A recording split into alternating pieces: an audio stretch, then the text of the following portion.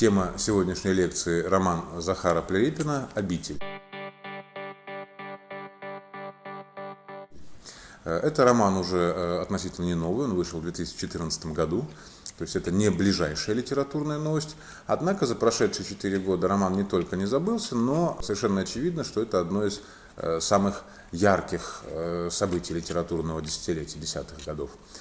Тем более, что 2014 год стал таким своеобразным водоразделом и в нашей истории, благодаря всем известным событиям, и в жизни самого писателя, который после этого ушел в активный политический процесс. То есть роман остается актуальным и в таком публицистическом смысле. Но мы говорим о его литературных качествах, о его литературных свойствах.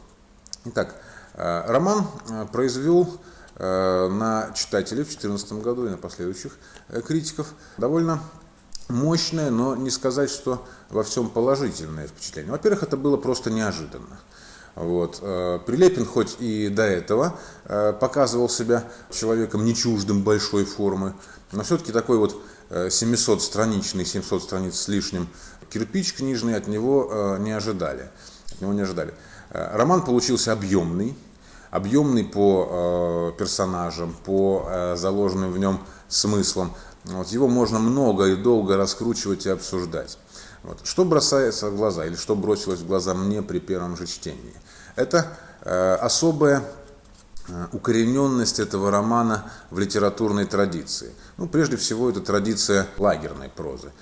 Это не только, конечно, Солженицын, Шаламов, Жигулин и так далее. Это и 19 век, это записки из «Мертвого дома», к которым Прилепин совершенно осознанно отсылает читателя, знакомого с Достоевским, какие там отсылки, например, к «Мертвому дому». Первое и самое главное – это фамилия главного героя.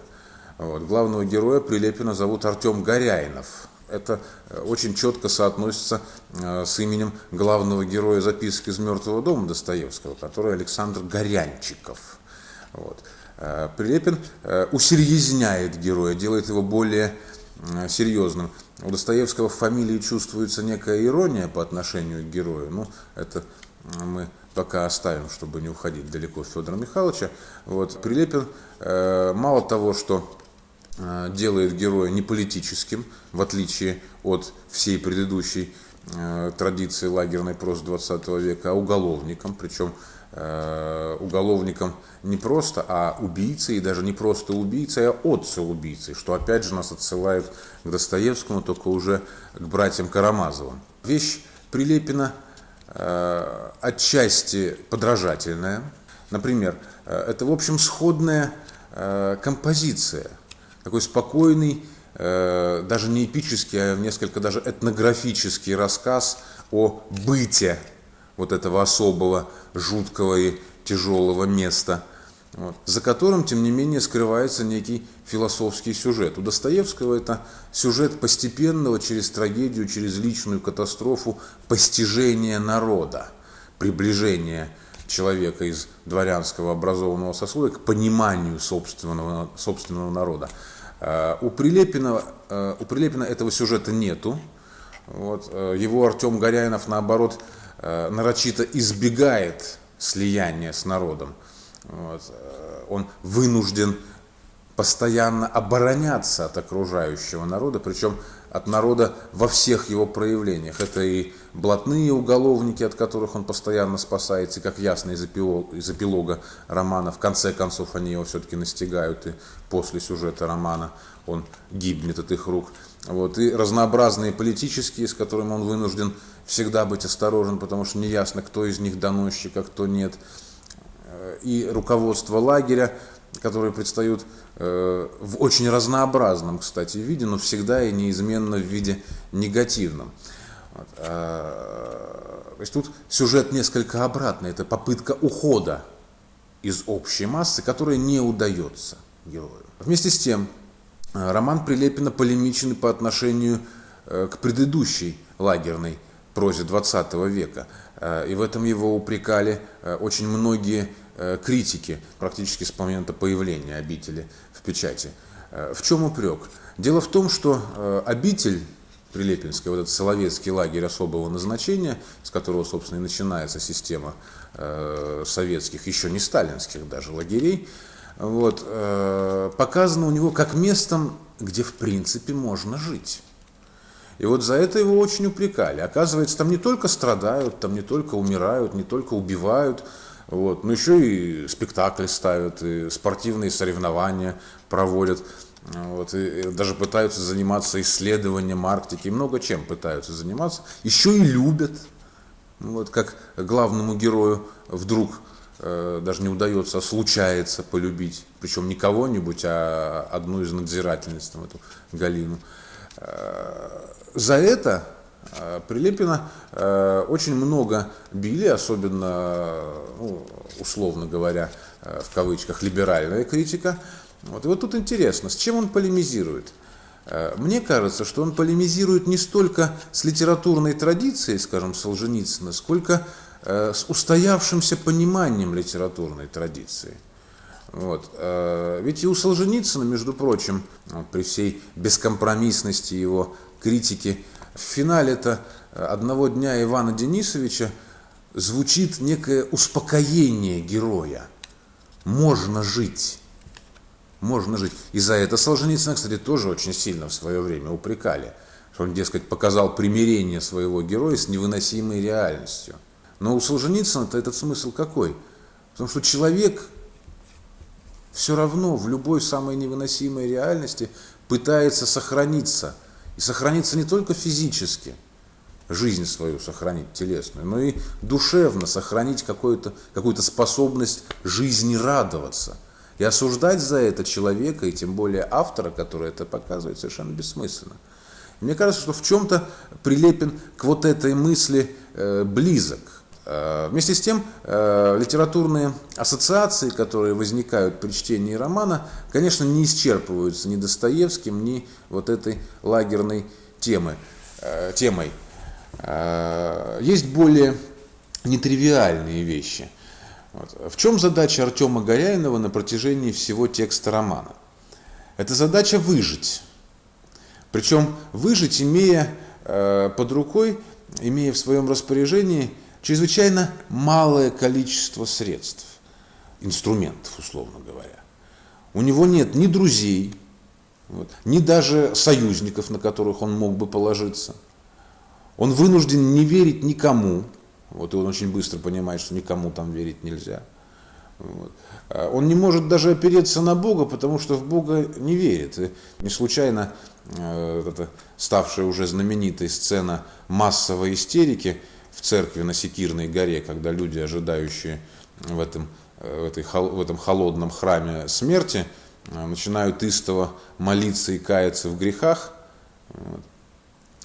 Где в этот момент находится Артем Горяйнов? Он в этой же церкви, но вся сцена показана чрезвычайно отстраненным взглядом. Собственно говоря, взглядом героя, который в этом не участвует. При том, что владыка или владычка, как его там все называют, такое прозвище дают Томасу Ивановну, вызывает у героя симпатию, но он все равно не верует. И не верит даже владычке. Вот. То есть никаких средств для выживания у него нет. Но он каждый раз выворачивается из каждого очередного испытания. Что это такое? По сути, это сюжет Робинзона Крузо. Это человек в абсолютном одиночестве на острове. И он, тем не менее, ухитряется выжить, вывернуться и даже иногда относительно неплохо устроиться. Как построен Робинзон Крузо? Это череда постоянных испытаний, которые перед героем встают. Герой сначала чрезвычайно озабочен и даже иногда паникует, но затем находит некое средство, чтобы эти испытания преодолеть, затруднения разрешить. Точно так же построена и обитель Прилепина. Это череда историй, которые рассказываются, достигают какого-то разрешения, причем в моментах этих разрешений Прилепин меняет стиль. Он становится и поэтичнее, и пафоснее, там такое стилевое крещендо возникает. Вот. Затем некое успокоение до появления новой проблемы, нового страха, который опять каким-то образом либо достигнет пика и пройдет, либо будет преодолен, либо герой просто это переживет. сможет пережить. Это сюжет Робинзона. Зачем он Прилепину? Что такое вообще Робинзон и его традиция в европейской литературе? Почему роман Даниэля Дефо был так важен для Европы, особенно в меньшей степени для России? Ну и в России он тоже чрезвычайно известен, хоть и в 20 веке перешел в разряд детской классики. Дело в том, что Робинзон – это роман-эксперимент. Вот, Дефо вообще был новатор. Это роман-эксперимент, который показал, что такое европейское сознание в целом. Это сознание, приспосабливающее под себя мир и активно выживающее в постоянно изменяющемся, изменяемом им же самим мире. Сознание прилепинского героя, конечно, другое. Он ничего вокруг себя не изменяет и изменить не может. Это в принципе там невозможно. Более того, когда его возлюбленная Галина задумывает бежать, он с самого начала уверен, что ничего не получится. Хотя и надеется на благополучный исход. И ничего не получается. То есть изменить он не может ничего. Но это обобщенное сознание человека того времени, а может и не только того времени. Прилепина очень часто упрекали, почему он не сделал героем политического человека, мыслящего, там, пусть даже там, каких-нибудь любых убеждений, но тем не менее мыслящего, потому что Артем Горяйнов и не мыслит, он практически не осмысляет в философском или даже хотя бы политическом смысле то, что вокруг него происходит. А потому что Артем Горяйнов у Прилепина не интеллигент, хотя и студент московский был в прошлом. Это человек толпы, обобщенный человек России в состоянии какого-то острейшего катастрофического перелома. Истории в романе почти нет, она только влияет на романную ситуацию. Но без этой истории ничего невозможно. Короче говоря, вот в форме вот такой узла литературных аллюзий Прилепин создает обобщенный образ человека на фоне, на важнейшем для понимания романа фоне исторической ситуации. В упрощенном виде это структура романа-эпопеи. Роман-эпопеи. Но об этом, конечно, нужно говорить еще много и отдельно. Спасибо за внимание.